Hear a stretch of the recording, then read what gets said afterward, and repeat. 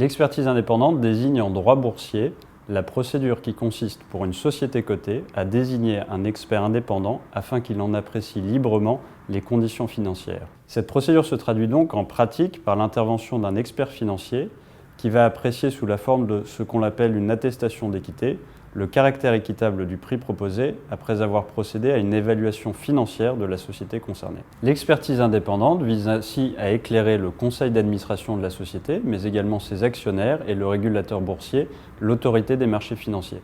Il s'agit d'un dispositif clé pour la protection des actionnaires minoritaires, notamment en matière d'opérations complexes ou porteuses de conflits d'intérêts. C'est notamment le cas du retrait obligatoire qui est sans doute l'opération qui cristallise le plus d'enjeux.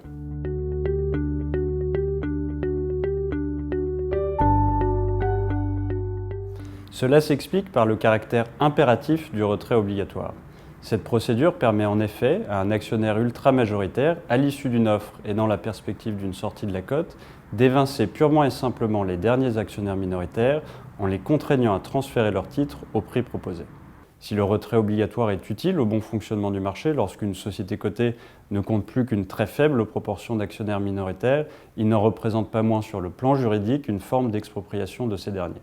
Il n'y a en effet pas d'alternative pour les minoritaires, à la différence d'une offre publique classique qui leur offre toujours, comme tous les autres actionnaires, la possibilité de conserver leurs titres s'ils le souhaitent. Cela montre l'enjeu qui s'attache à la contrepartie qui est imposée aux minoritaires en matière de retrait obligatoire. En effet, à partir du moment où vous admettez la possibilité que les minoritaires soient contraints de transférer leurs titres, il faut donc leur garantir un degré minimum de protection. C'est-à-dire qu'il faut leur assurer que l'indemnité qui leur sera versée est juste et équitable. Et c'est précisément dans cet objectif qu'a été introduite l'obligation de faire appel à un expert indépendant en matière de retrait obligatoire. Les conditions du retrait obligatoire ayant été facilitées par la loi Pacte adoptée en mai dernier, l'AMF a engagé une réflexion sur l'expertise indépendante avec la constitution d'un groupe de travail dont les propositions ont été rendues publiques le 16 septembre dernier.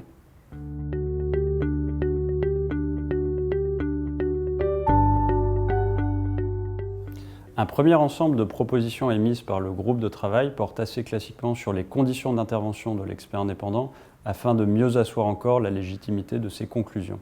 Il s'agit en effet d'améliorer le processus de sa désignation, de veiller à ce qu'il dispose des moyens nécessaires pour accomplir sa mission et d'adapter sa rémunération. Mais de façon plus originale et sans doute plus symptomatique, un second ensemble de recommandations vise non pas directement l'expert indépendant, mais le conseil d'administration et notamment ses administrateurs indépendants, afin de les remettre au centre du dispositif. L'expert indépendant ne peut en effet se substituer au conseil d'administration.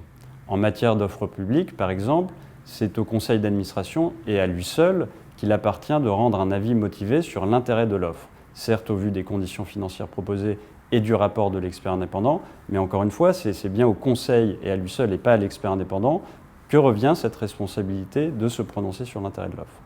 Les propositions du groupe de travail visent donc à ce que le conseil joue pleinement ce rôle, à travers notamment un renforcement du suivi des travaux de l'expert, une meilleure prise en compte des observations éventuelles d'actionnaires minoritaires et surtout une amélioration de la rédaction de l'avis motivé lui-même, le groupe de travail recommandant au conseil d'abandonner ce qu'il désigne comme les formulations quasi-rituelles.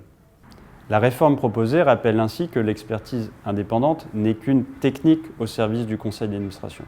C'est au sein du conseil lui-même que doivent s'arbitrer et se peser les intérêts des différentes parties prenantes à l'occasion d'une opération boursière.